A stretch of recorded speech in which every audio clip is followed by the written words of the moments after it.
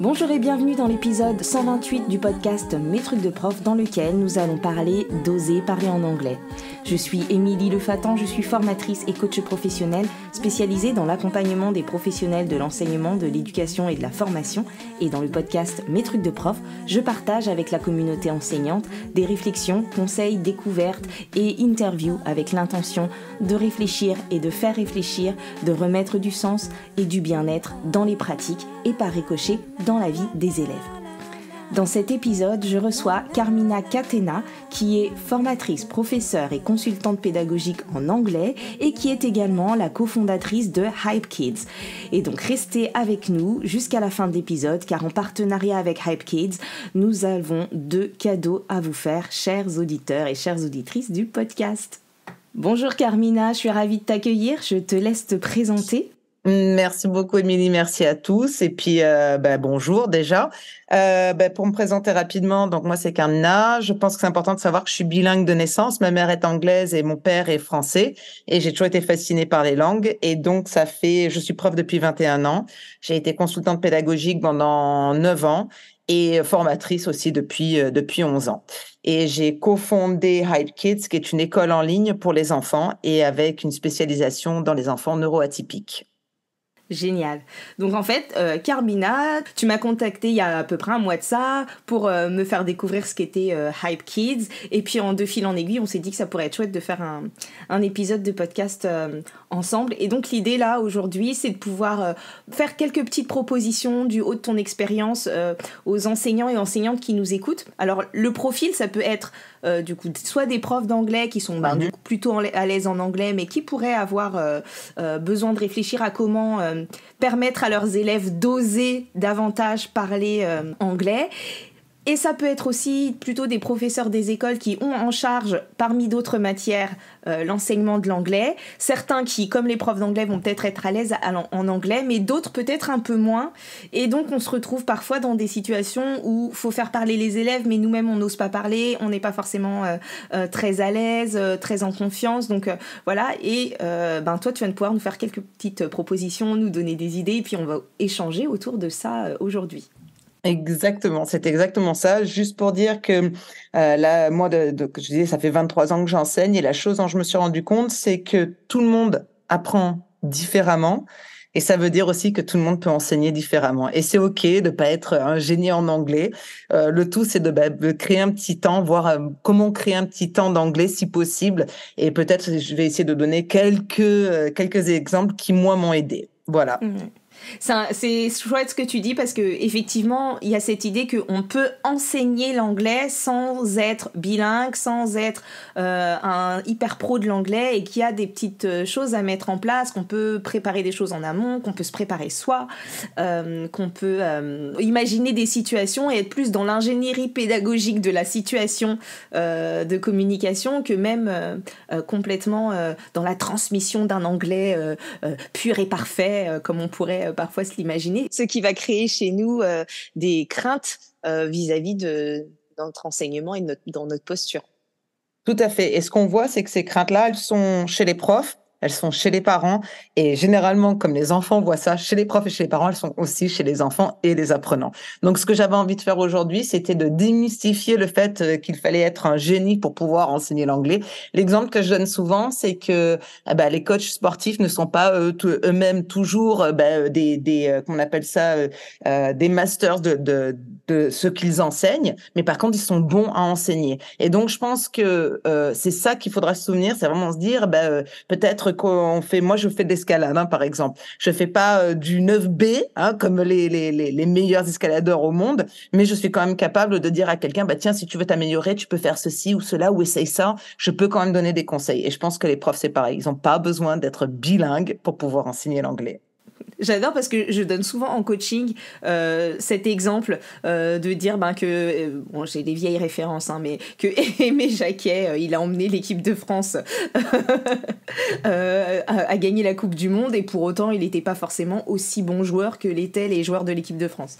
Donc tu vois, on est complètement alignés là-dessus, absolument. Tu parlais de tes observations ou du fait qu'on n'a pas besoin d'être un génie. Qu'est-ce que tu pourrais proposer comme première piste par rapport à ça ? Alors, bon, déjà pour moi, je pense qu'une chose qui est très importante, c'est de créer un temps de parole en classe. Et ça, je sais qu'on a énormément de mal parce que on a peur de faire du bruit, on a peur que ça parte un peu dans tous les sens. Et ce dont je voulais parler aujourd'hui, c'est comment mettre en place justement peut-être ce moment de parole, bien l'encadrer pour que nous on se sente à l'aise et pour que les autres, pour que les apprenants aussi se sentent à l'aise. Et voir ça du côté de l'enfant, comment on peut faire, qu'est-ce qu'on peut faire avec l'enfant pour ça ou l'apprenant, et du côté du prof aussi, ce qu'on peut mettre en place. Et c'est vrai que c'est parfois difficile, quand on parlait de l'idée de la confiance en soi, de se dire, faut que je fasse parler les élèves, mais si moi je suis pas à l'aise, est-ce que je vais trouver les mots? Est-ce que je vais pouvoir rebondir? Est-ce que la situation va être suffisamment riche? Et donc c'est ce qui peut parfois nous freiner et faire que même si on sait qu'on doit faire parler les élèves, on les fait un peu moins parler que ce qu'on voudrait. Et du coup, de penser cette situation-là, peut-être avec des jeux, de cadrer cette situation, de la penser en amont et parfois de la préparer même avec les élèves, c'est-à-dire qu'on peut annoncer à l'avance ce qu'on va faire, etc. On peut nous préparer de manière plus rassurante pour nous et permettre aux élèves aussi de prendre une plus grande part dans la situation. Alors, c'est exactement ça. Par contre, j'aimerais dire une chose qui est très importante, c'est qu'il faut savoir que moi, je suis la prof la plus paresseuse qui soit. C'est-à-dire que moi, ce que je vais essayer de vous proposer, c'est vraiment le travail minimum en tant que prof, mais qui aura un effet maximum. Parce que j'ai pas le temps, moi, de passer mon temps à faire des petits papiers, à tout découper, etc. J'ai vu plein de profs faire ça. Et honnêtement, ce que j'ai essayé de faire, c'est moi, la façon dont j'enseigne, c'est de me dire comment je peux faire le strict minimum et m'en sortir avec quelque chose qui a de l'impact pour les élèves. Et généralement, ça passe par, ce sont les élèves qui font tout le travail. Et du coup, ça veut dire que si vous êtes un peu nerveux, que vous n'osez pas parler en anglais, vous pouvez utiliser les élèves. C'est ce que c'est ce que j'essaye de faire. Donc vraiment essayer de faire en sorte que ce soit les élèves qui fassent tout ça, mais que le rôle du prof, c'est vraiment à la limite presque de coordonner ici, plus qu'autre chose. Et donc, comment tu fais pour à la fois être efficace et à la fois être paresseuse? J'entends tout à fait ce que tu dis, que parfois on se perd dans la préparation de matériel, Exactement. On se perd dans l'intensité des choses, des supports qu'on va préparer, parce qu'en plus des fois ça rassure de se dire il me faut plein de matériel comme ça, les élèves ils auront des trucs à faire. Donc comment toi tu fais pour limiter ça, être un peu prof minimaliste dans la préparation, et peut-être aussi dans ta présence vocale, j'ai envie de dire, Très bien, ouais. pendant la séance. Alors, tu viens de dire un truc et je pense que c'est important. Moi, c'est pareil, hein. Pour me sentir à l'aise, il faut que je sache que c'est très bien encadré, que je sais ce que je vais faire. Si je sais pas, c'est l'horreur. C'est un peu tu sais, ces rêves que tu as où tu te réveilles au milieu de la nuit, t'es là, j'ai pas préparé mon cours. Alors, t'en as pas, hein. Mais voilà, c'est ce stress-là, je ne veux pas passer par ça. Donc, ce que je fais généralement, peut-être que je vais prendre un exemple concret parce que ça me permet peut-être de donner un peu un framework, hein, comme on dit à ce que je dis. Récemment, j'ai dû faire, pour Cambridge English, j'ai dû faire à Kids Expo où j'ai dû faire un exemple de ce qu'on propose comme leçon. Donc, et ça, je pense que ça peut être même pour un prof qui a vraiment pratiquement zéro anglais, parce que tout ce qu'il suffira de faire, c'est de regarder un petit peu les sons, comment on propose ce genre de choses-là. La première chose que je fais, c'est vraiment me dire, quelles sont les différentes étapes que je veux dans mon enseignement. Donc, généralement, ça va commencer par le vocabulaire. Donc, il faudra vraiment que j'ai comment je vais faire pour enseigner le vocabulaire et quel vocabulaire je veux enseigner. La deuxième chose que je vais faire, c'est me dire comment on va utiliser ce vocabulaire pour que les enfants puissent vraiment l'avoir. Après, on fera un jeu.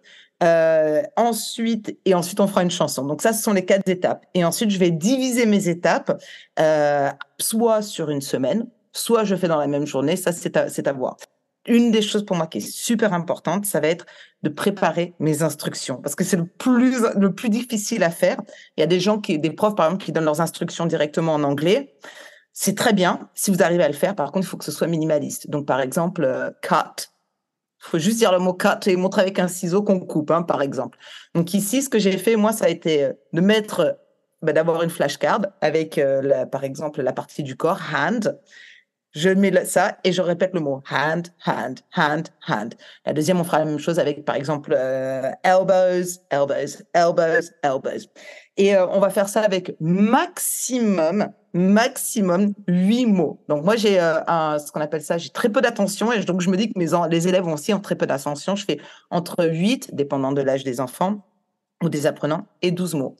Et la deuxième étape, dépendant de leur âge, ça va être, OK, maintenant, vous allez dessiner le mot qu'on a dit d'un côté, et de l'autre côté, vous allez par exemple écrire le mot en anglais. Donc, on va faire un dessin de la main, et de l'autre côté, on va l'écrire. Et ça peut être fait soit en classe, soit en devoir à la maison. J'aime bien faire un minimum à la maison et faire plutôt en classe parce que je trouve qu'au moins les élèves peuvent vraiment le faire ceux qui n'ont pas le temps de le faire à la maison avec leurs parents, etc., au moins ils l'ont fait en classe à l'école. Ouais, en fait, c'est intéressant ce que tu dis là. Alors, je pense que on va éviter effectivement de le faire à la maison parce que tous les élèves n'ont pas forcément ni le matériel, ni le temps, ni l'aide pour le faire, et que du coup, ça crée des écarts entre les élèves, entre ceux qui auront bien fait, qui auront eu les feutres, qui auront eu le matériel, etc. Donc, vaut mieux le faire avec eux en classe. Mais surtout, moi, je vois ça aussi d'un point de vue organisationnel des enseignants. Tu vois, sur le coaching, souvent, j'ai des enseignants qui sont en surcharge de travail, qui ont déjà plein de choses. Et là, en fait, c'est aussi utiliser ça, comme tu disais, sous forme de paresse, mais en fait, c'est plutôt aussi d'être efficace. Et là, de faire faire, c'est tout bête ce petit conseil, mais de faire faire le petit matériel avec les élèves, en fait, du coup, ça les engage, ils préparent, ils savent ce qu'ils ont, ils savent ce qu'ils ont dessiné, et on gagne du temps, plutôt que de passer, quand on a une classe de 24-25 élèves, et qu'il faut découper du matériel individuel pour chacun des élèves. Là, avec ce petit conseil-là, tu fais gagner 3/4 d'heure de préparation aux enseignants, quoi. Et en plus, ce qui est sympa, c'est que peut-être qu'il y a des enfants qui sont meilleurs à l'oral, d'autres qui sont meilleurs à l'écrit, d'autres qui sont meilleurs au dessin. Justement, celui qui est bon au dessin, ça va être son moment à lui aussi, parce qu'il va faire son joli petit dessin. Et ça va être un bon moyen pour lui de se souvenir, parce qu'on aura vu le vocabulaire en avant.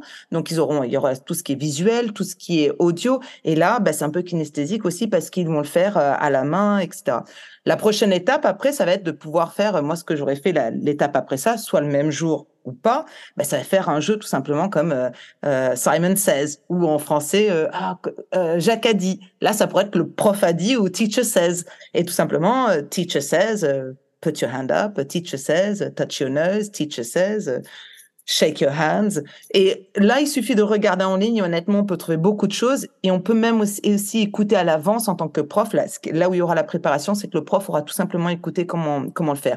Et c'est juste un jeu. Alors, il y aura du bruit, certes, mais l'enfant va vraiment associer. En fait, il aura déjà vu, il aura déjà dessiné, il aura déjà entendu ce mot-là. Et là, il va pouvoir associer l'anglais avec un jeu. Et ça, c'est pas mal aussi parce que c'est encore une fois positif. Et le prof, là, n'est pas obligé, lui, d'être bilingue en anglais. Il a tout simplement bien préparé l'encadrement où il va dire, voilà, teacher says, put your hand up, teacher says, shake your hands, etc. Donc ça, moi, ça va être, par exemple, la deuxième partie. Et ça, je rajouterais aussi que, du coup, on peut aussi mettre les élèves en production là-dedans et séparer sa classe une fois qu'on l'a fait un peu avec tout le monde, ce qui est intéressant, et aussi toujours dans cette idée de se dire on n'est pas forcément au centre des échanges et qu'il faut faire parler les élèves, parce que sur un Simon Says ou un Teacher Says, du coup c'est plutôt l'enseignant qui parle et les élèves sont en réception, mais on peut aussi leur faire prendre le rôle de Simon. Et spécialement, et là, je suis sûre qu'il y a plein de profs qui vont se reconnaître cette situation, quand on a un enfant bilingue qui va vous reprendre en classe, ce n'est pas le moment d'avoir ça. Et vous inquiétez pas, ça m'est arrivé à moi, je suis bilingue et j'ai déjà eu quelqu'un qui m'a repris en classe. Et il avait raison. Donc ça arrive à tout le monde et c'est pas grave. On n'est pas... Alors je pense qu'il y a deux choses. Oui, on est des super-héros et nous, on l'est pas. C'est-à-dire que on pense qu'on est censé tout savoir et non, on ne sait pas tout et c'est OK de pas tout savoir. Donc, il y a des fois, on peut se tromper. Et là, quand on a l'élève qui est bilingue, c'est le bon moment pour l'utiliser. C'est lui qui va faire teacher says ou student says et qui va pouvoir prendre ce rôle-là. Donc ça, voilà, ce serait la deuxième étape. Moi, la troisième étape que je ferais, ce serait peut-être un Kahoot ou un de ces jeux qu'on peut faire en ligne si vous avez la chance de pouvoir l'utiliser en classe. Ou sinon, j'aurais directement fait un petit jeu que tout le monde connaît, la chanson tout le monde connaît, Head, Shoulders, Knees and Toes, que vous pouvez décliner de toutes les façons possibles. Donc moi, je l'ai fait avec, c'était, je crois, hand, tummy and chins. Donc vraiment, vous pouvez l'adapter et vous allez tout trouver en ligne. Ces genres de choses-là existent déjà. Donc minimum effort pour vous, maximum impact parce qu'en plus les enfants vont pouvoir danser, etc. Mais vous pouvez le faire. Moi, ce sont des jeux aussi qui peuvent s'adapter aux plus vieux. Évidemment, vous n'allez pas faire Head, Shoulders, Knees and Toes avec un enfant de 16 ans, mais il y a d'autres chansons que vous allez pouvoir faire et qui pourront peut-être s'adapter à ce genre de choses-là. Ouais. Et je précise aussi par rapport à ce que tu dis là, ce qui est intéressant, parce que c'est vrai que Head Children is Into, tout le monde la connaît, et donc je pense que c'est fait. Et parfois ça peut être bien ou pas bien, ça dépend. Les élèves le font plusieurs fois d'une année sur l'autre, parce que c'est une des chansons les plus connues. Mais par contre, ce qui est intéressant là, c'est de se dire, je peux partir de quelque chose de connu et d'une chanson et la réécrire avec le vocabulaire dont j'ai besoin. Exactement, parce que du coup, ils savent ce qu'on attend d'eux et ils vont pouvoir le faire. Et ça, ce que tu dis, c'est super intéressant parce qu'une chose que je fais, c'est par exemple un exercice des fois quand on va dire là du très haut niveau et on va faire un exercice pour Cambridge par exemple. Je vais leur donner le matin, on arrive première chose, je vais leur donner l'exercice et je vais les mettre en groupe de 4 par exemple. Je dis le premier qui finit gagne. Alors, il gagne des fois 1 minute pour aller à l'extérieur, 1 minute plus tôt que les autres. Hein. Ça peut être des choses où un sticker, même les adultes, ils aiment bien leurs stickers des fois. Ça peut être ça. Mais ce que je fais, c'est que je refais le même exercice le lendemain. Et la première chose qu'ils me disent, mais madame, on l'a fait hier. Ah, ben, si tu l'as fait hier, vous allez avoir 100% de bonnes notes, là. Et donc, généralement, ils sont là, et je leur donne, par contre, moins de temps pour le faire. Donc, je réutilise le même exercice, souvent, soit le même jeu, parce que déjà, ils savent ce qu'il faut faire, ou je peux réutiliser des fois 3 fois le même exercice, 3 jours d'affilée. Comme ça, ils revoient la même grammaire, le même exercice, mais je le fais sous forme de jeu. Et je trouve que ça marche vraiment très bien. Ouais.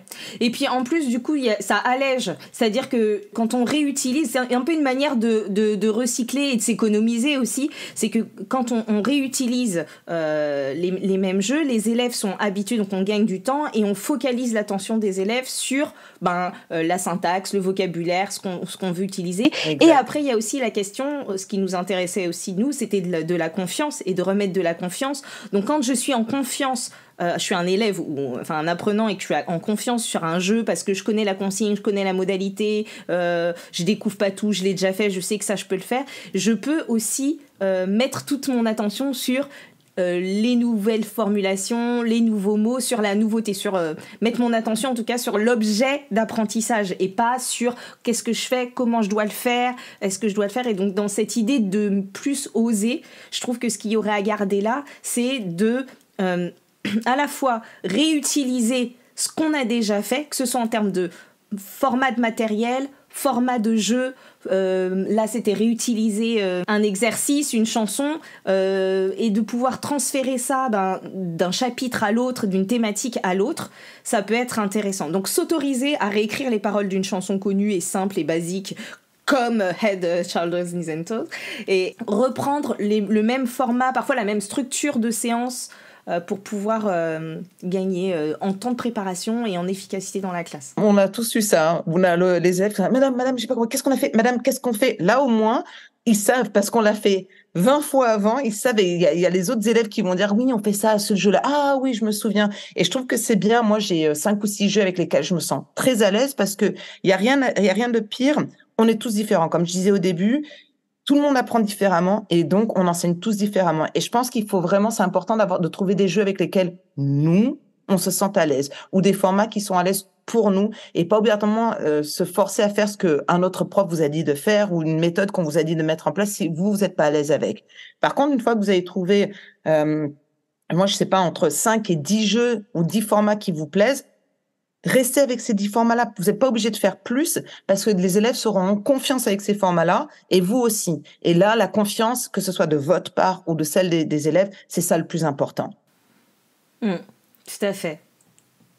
Alors peut-être que ce que je pourrais faire, moi j'ai voulu mettre une petite liste de choses que je fais pour vraiment m'aider moi quand j'enseigne, qui m'aident à me sentir à l'aise. Prenez ce que vous voulez ou pas. Et j'ai trouvé que ça marchait aussi bien avec les tout jeunes qu'avec les plus grands. Et ça c'est quand je fais mes temps de parole, les choses les plus simples que j'ai mis, qui étaient vraiment importantes pour moi, c'est d'une part au niveau des instructions, qu'elles soient en français ou en anglais, qu'elles soient très courte. Et honnêtement, c'est certainement une des choses les plus dures à mettre en place. Mais une fois qu'on a écrit nos instructions, donc moi, généralement, je les écris en avance, comme ça, je sais exactement ce que je vais mettre. Je les dis à l'oral.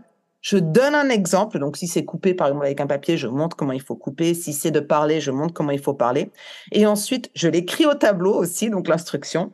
Et la dernière chose que je fais, c'est que je donne un temps pour le jeu ou l'exercice que je mets en place. Parce que si je donne pas un temps, ça devient n'importe quoi. C'est-à-dire que je leur dis, les gars, vous avez 5 minutes, vous avez 4 minutes. Et ce que je fais, c'est tout le long, et je le fais bien, bien en sorte, et je leur explique pourquoi je fais ça après, c'est que je leur mets la pression. Attention, plus que 4 minutes. Attention, plus que 3 minutes. Honnêtement, je regarde jamais le temps, hein. Je dis ça à certains moments dedans.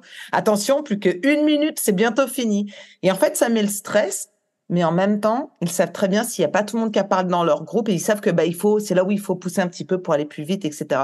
Et ils prennent l'habitude avec moi il y a un début et il y a une fin et on est bientôt à la fin. Et ça, j'ai trouvé que ça marchait très, très bien. Donc vraiment, instruction simple, les écrire au tableau, donner un exemple, donner du temps. Et l'autre chose que je fais, c'est que je dis aussi comment ils travaillent. Est-ce qu'ils travaillent tout seuls? Est-ce qu'ils travaillent à deux? Est-ce qu'il va travailler en groupe? Ça, c'est important aussi. Et je trouve que dès que je les mets en groupe, ils ont beaucoup plus confiance de travailler. Je sais, il y aura toujours un ou deux, un petit malin ou une petite maline qui fera pas le travail. Mais vous allez voir qu'au fur et à mesure, s'ils prennent l'habitude de travailler en groupe, les autres vont s'aider les uns les autres pour pouvoir y arriver. Et je trouve que c'est de mettre du travail en groupe un maximum en classe, surtout pour l'anglais qui est une langue vivante, ça marche vraiment très bien. Et puis ça va aussi dans le sens de se mettre aussi en retrait. Exactement. En fait, si on n'est pas à l'aise en anglais et qu'en plus on se met que dans des situations de cours magistral où on doit parler et interroger, il faut en plus de plus en plus de structure, de plus de préparation, alors que là, dans ce que tu dis, c'est on met les élèves en situation de communication, en situation de parler, dans des jeux, on leur donne des consignes courtes, claires, et nous, du coup, on est aussi plus disponible. Quand tous les élèves sont actifs, on est disponible pour passer, observer, éventuellement corriger s'il y a des choses à corriger, relancer. Donc, c'est tout bénef parce que on parle moins, eux, ils parlent plus et on est plus disponible. Après, c'est de la gestion de classe, c'est-à-dire que c'est ce que tu dis là, c'est valable en anglais, mais c'est aussi valable si on est en train de travailler de l'oral en français ou autre chose. C'est la modalité, en fait, elle permet de se mettre un peu en retrait et de mettre les élèves en action.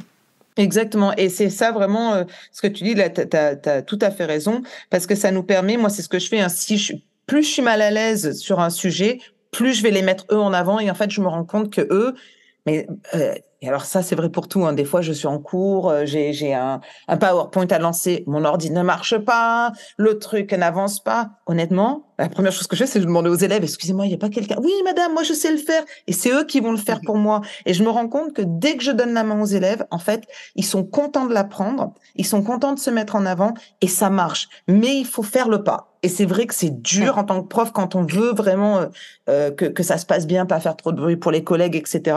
C'est faire le pas, mais c'est normal que les premières fois ça se passe et que ce soit un peu chaotique. Mais je pense qu'il faut se donner du temps et se dire, c'est pas grave, j'essaye et je vois si ça marche et je vois pourquoi ça n'a pas marché, qu'est-ce que je pourrais faire pour que ça marche mieux. J'ai quelqu'un qui a observé une de mes leçons récemment qui m'a dit, oh, c'est génial ce que tu as fait, mais mon Dieu. Oui. Mais moi, la leçon, combien de fois je l'ai faite pour que quand ils la regardent, ils se disent, elle est géniale. Honnêtement, j'ai dû la faire 150 fois. Et sur les 150, il y a plein de fois où ça n'a pas marché. Et c'est pas grave. Ce n'est pas grave. Au bout d'un moment, ma leçon, elle est bien parce que je me suis trompée tellement de fois que j'ai pu réussir. Et je pense que se tromper et montrer aux élèves, aux apprenants qu'on se trompe, c'est de leur dire à eux aussi, c'est pas grave si tu te trompes. Honnêtement, ça arrive à tout le monde. C'est exactement comme ça qu'il faut le dire. Mais l'anglais, c'est une langue universelle qui appartient à tout le monde. Elle n'appartient pas que aux Anglais. Et l'idée, c'est juste de communiquer. C'est ça qu'il faut dire aux apprenants. C'est l'anglais, c'est là pour communiquer. Si vous faites des fautes, ce n'est pas grave. Ouais.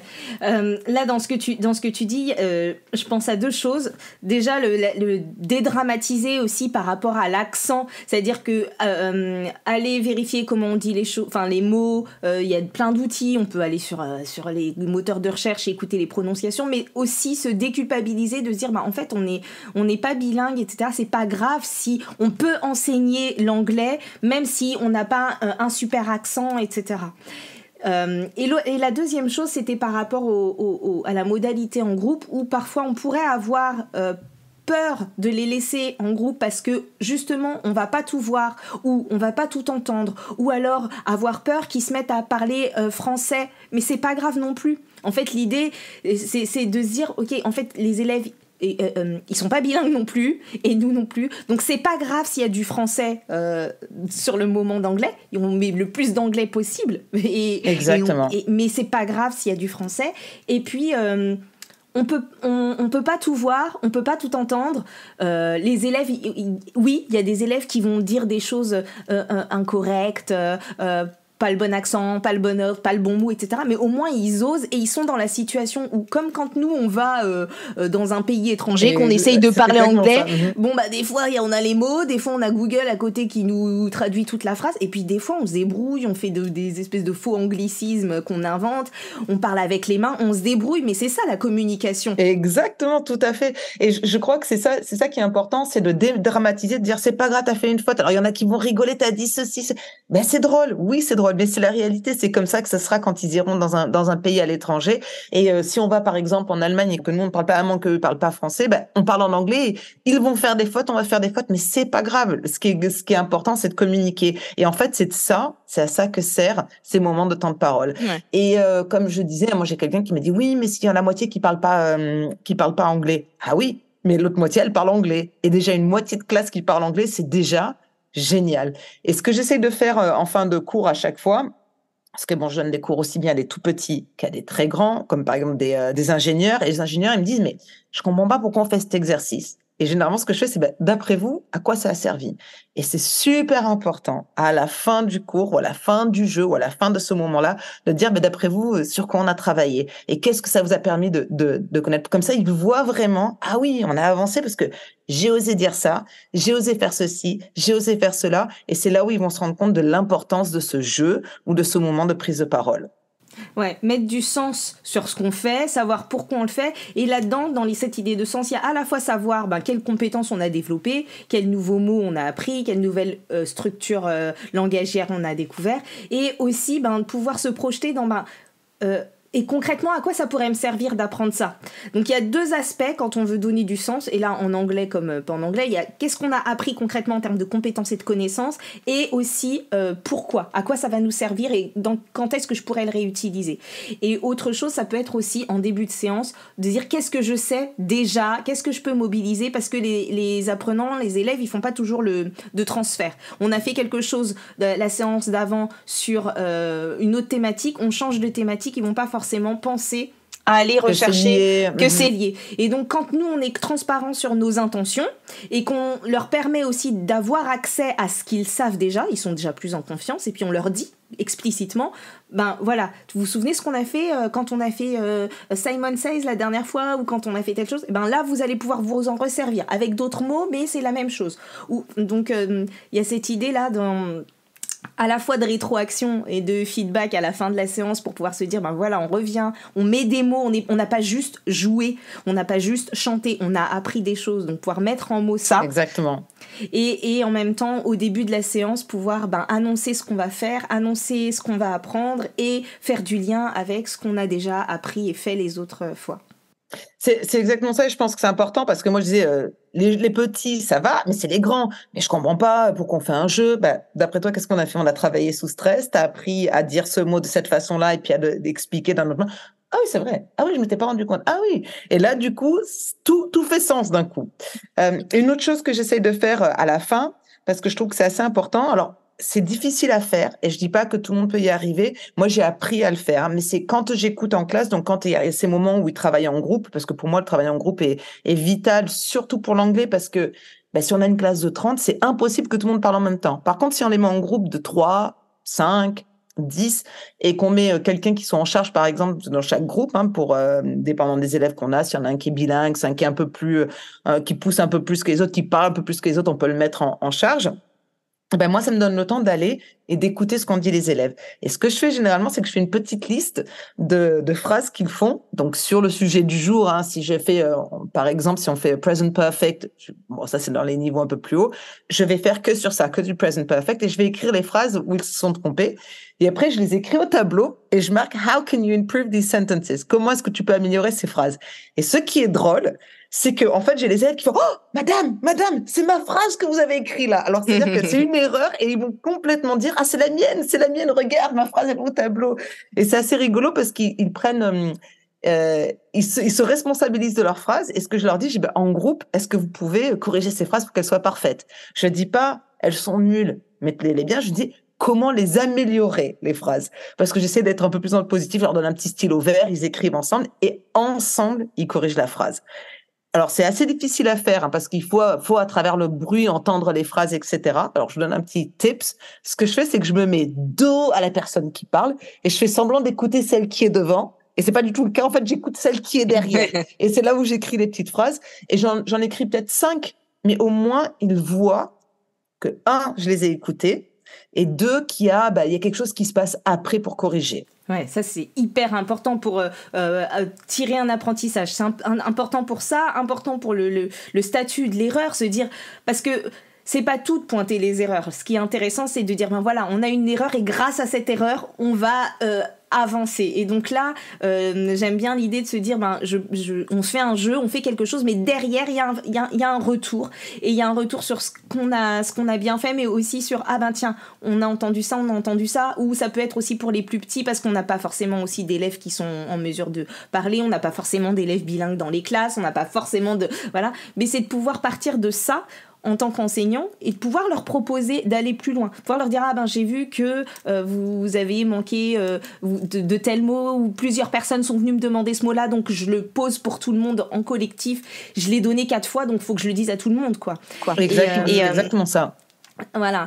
Et puis ce qu'il y a aussi dans ces situations-là, et dans le fait de mettre les élèves en situation de communication et de les faire parler, ce pour qu'on pourrait avoir parfois quelques craintes, et ce dont on parle depuis tout à l'heure, c'est que ça crée le besoin.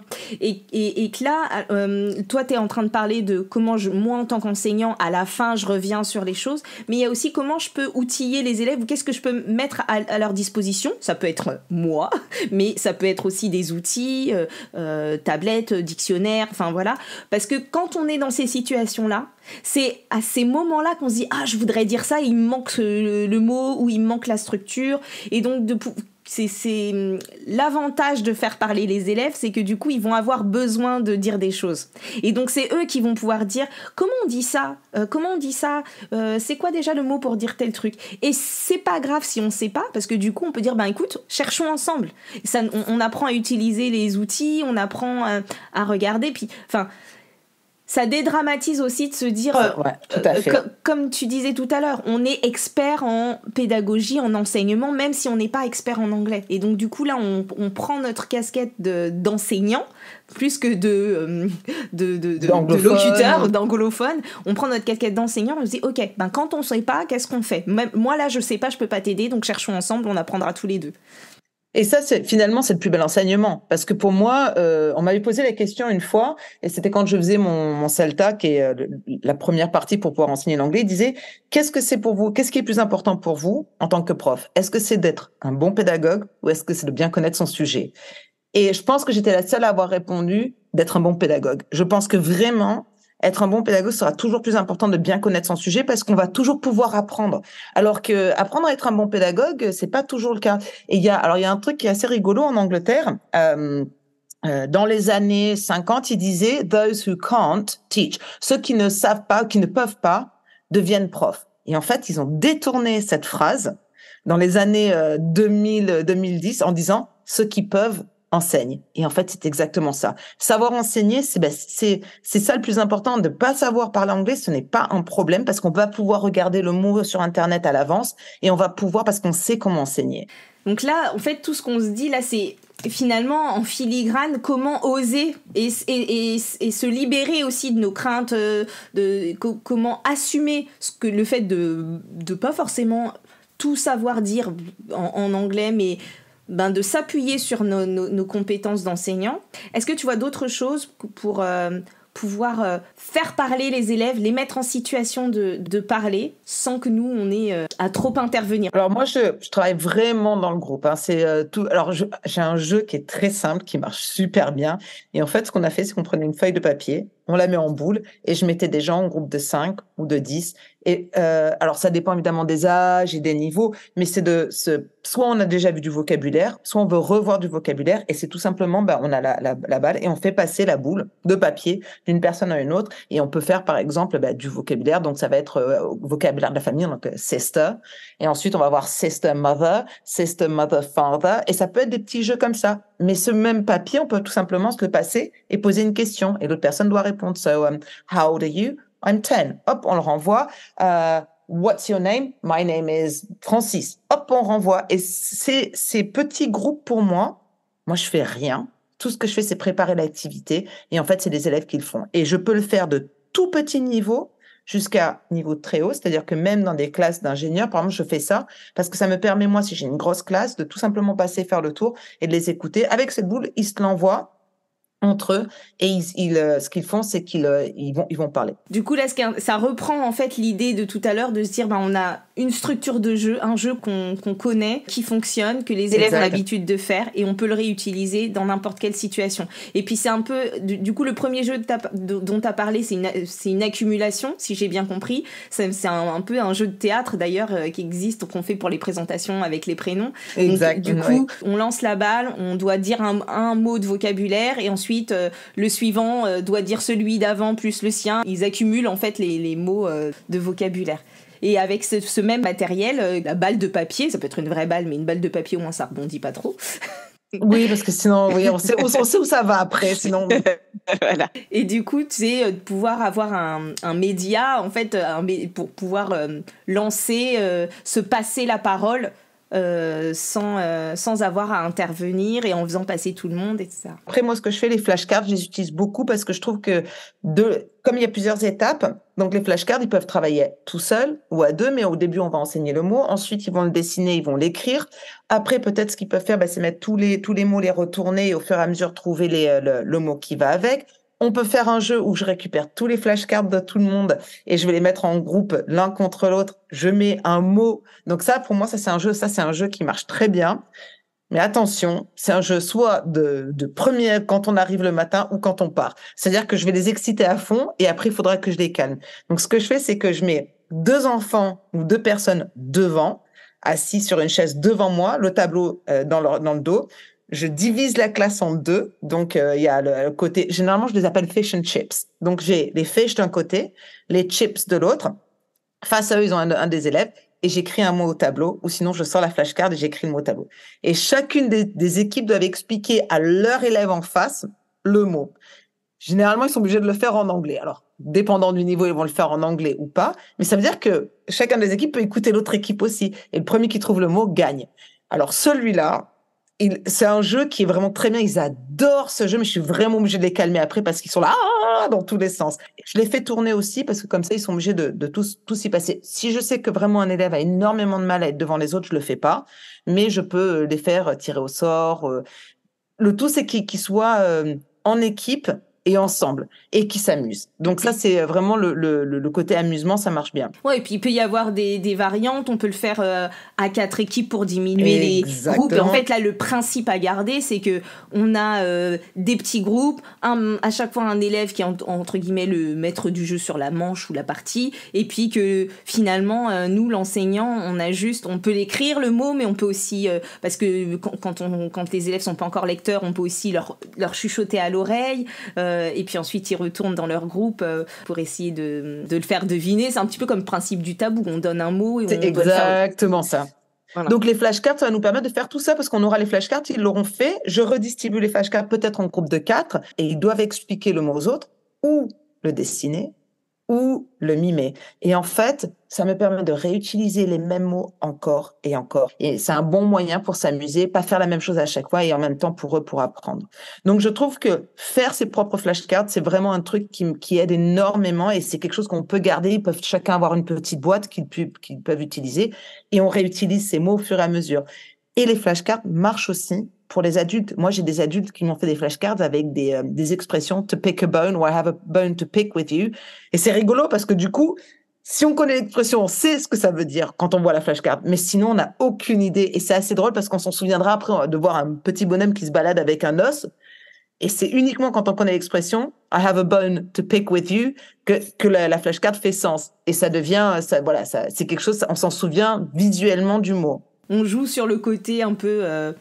En fait, on joue sur le vécu et l'émotionnel. Et on a besoin de ça pour apprendre du vocabulaire, que ce soit en français, de l'apprendre en français ou en anglais, de l'apprendre dans un contexte. Et en fait, c'est aussi le contexte qui va nous permettre de mémoriser et d'encoder dans la mémoire. Et donc là, ce que tu expliques, c'est, comme il y a un contexte de jeu, je me souviens, ça m'a interpellée à un moment donné, je me suis demandé ce que c'était, je vais mieux me souvenir du mot à ce moment-là. Donc c'est encore une bonne raison de pouvoir faire vivre des choses comme ça aux élèves, parce que de toute façon, quand on a du vécu, qu'on a ri au sujet de quelque chose, ou qu'on a perdu à cause d'un mot et que la prochaine fois on s'en souviendra, enfin, on crée de la mémoire autour du mot ou du mot ou de la phrase, enfin peu importe, de ce qu'on a envie d'apprendre en fait. Oui, on attache une émotion avec un mot pratiquement, ou avec une image qui a un mot derrière. Est-ce que tu as encore d'autres idées ou on a fait le tour ? Je crois qu'on a fait le tour, mais moi, juste pour dire, donc, une des phrases, et je pense que tout le monde la connaît. Je le dis en français, si tu me dis, je ne me souviendrai plus. Si tu me montres, il est possible que je me souvienne, mais si tu if you involve me, je sais pas comment on dit ça, if you involve me, si j'en fais partie, j'apprendrai. Et ça, je trouve que c'est super important parce que c'est faire en sorte que les élèves fassent partie de l'expérience. Et pour qu'ils fassent partie de l'expérience, il faut qu'eux soient dedans aussi. Pas simplement qu'on leur dise, pas seulement qu'on leur montre, mais qu'on les involve, qu'on les inclue dans l'expérience pour qu'ils apprennent. Et ça, c'est vraiment vital. Ouais, je suis complètement d'accord avec toi, ça résume bien notre échange. Donc on a dit que finalement le principe de base, c'est d'être l'enseignant le plus paresseux qu'il soit, en tout cas, que ce soit dans le matériel à créer ou dans la présence en classe, de mettre les élèves en activité, parce que ça va permettre de les faire parler, de créer du besoin, et de nous être moins en situation de devoir parler face aux élèves. On a parlé aussi... de bien préparer en fait la session à l'avance en sachant les instructions, parce que c'est ça qui va nous permettre de pouvoir nous dédouaner de tout ça finalement. Exactement, et de prévoir des instructions courtes, simples, quand on peut, qu'elles soient imagées. Voilà. On a aussi pas mal parlé de la place du jeu et de tous les bienfaits que ça pouvait avoir. Et puis surtout, on s'est aussi dit qu'il fallait oser, qu'il y avait une grande place pour l'erreur dans l'enseignement des langues aussi, parce que on se met un peu de pression, et que c'est pas grave si ce qu'on dit n'est pas parfait, si on n'a pas tous les mots, si on n'est pas bilingue, si on n'a pas le super accent du siècle. L'essentiel, c'est d'essayer, d'y aller, de rebondir sur nos erreurs, de faire du feedback, et puis d'avancer comme ça, quoi. Et alors, ce que je voulais rajouter aussi, c'est que moi, j'ai donc avec Hype Kids, j'ai mes profs qui aimeraient bien faire des échanges, et on chercherait une dizaine de profs qui seraient prêts à faire des échanges avec des profs anglais. Donc l'idée, ce serait peut-être d'avoir 8 sessions où les profs français et les profs anglais pourraient peut-être s'échanger un petit peu. Mes profs anglais pourraient apprendre un peu de français. Ça vous donnerait, pour les profs qui souhaitent le faire, ça leur permettrait à eux de venir peut-être travailler un petit peu leur anglais, justement, de commencer à oser. Et voilà, justement, vous les proposez une dizaine de places pour des profs qui aimeraient se lancer et faire des échanges avec nos profs anglais. Donc l'idée, c'est que parmi les personnes qui nous écoutent, les 10 premières personnes intéressées qui sont prêtes à s'engager sur une session de 8 séances sur 2 mois, donc plutôt janvier-février ou février-mars. Donc, si vous êtes intéressé pour cet échange de 8 séances en visio avec un professeur anglais, où l'idée, ce qu'on s'est dit, c'est que le cadrage, ce serait des entretiens de 25 minutes où la moitié serait en anglais, l'autre moitié en français, où vous pourriez échanger sur des sujets qu'on vous proposerait ou d'autres autour de la pédagogie, de l'anglais ou de la vie quotidienne. Ce qui permettrait, notre objectif, c'était de se dire, du coup, c'est une occasion aussi, quand on n'ose pas, de regagner confiance, de se mettre un peu à parler anglais, parfois de se rendre compte qu'on a plus de compétences que ce qu'on pensait, ce qui est souvent le cas. Donc ça, c'est la première proposition. Donc 10 enseignants français sur 8 séances sur 2 mois, des rencontres en visio avec des profs anglais pour booster un petit peu votre anglais. Et donc, la deuxième chose, c'était si vous voulez voir un petit peu ce qu'on fait à Hype Kids, on peut vous offrir, donc il y aura toujours une évaluation gratuite si vous souhaitez voir un petit peu votre niveau, etc. Donc, vous pouvez faire une petite évaluation gratuite et on peut aussi vous offrir un cours gratuit. Et pour le cours gratuit, je vous donne un code, c'est Hype Teacher. Donc, c'est HIPETEACHER, Hype Teacher, et ça vous permettra d'avoir un cours gratuit pour pouvoir essayer. Et donc ça, c'est le petit cadeau de Hype Kids pour les auditeurs et les auditrices du podcast. Donc on récapitule, soit vous avez envie de profiter de 8 sessions d'échange avec un professeur anglais, et vous pouvez répondre au petit formulaire qui sera en description de l'épisode. Soit vous avez envie de voir un peu ce que propose Hype Kids pour vous, pour vos enfants, et on vous offre l'évaluation et le premier cours. Puis ensuite, vous pouvez voir si vous avez envie de poursuivre l'aventure avec Hype Kids. Voilà, super. Et puis c'est très bien dit. Bravo, Émilie. Merci, je me suis appliquée. Merci beaucoup en tout cas, Émilie, pour tout ça. Et puis, on a hâte de voir s'il y a des profs qui sont partants pour faire un petit échange avec les notes de profs. Merci pour cet échange, merci pour le partage de tes idées et puis pour les jolis cadeaux que tu proposes aux auditeurs et aux auditrices de mon podcast. Super, et j'espère surtout que ça va être utile. Donc n'hésitez pas à nous faire un retour, nous dire si ça vous a été utile ou pas. Et good luck everyone, because I'm sure you will be amazing. I'm sure too.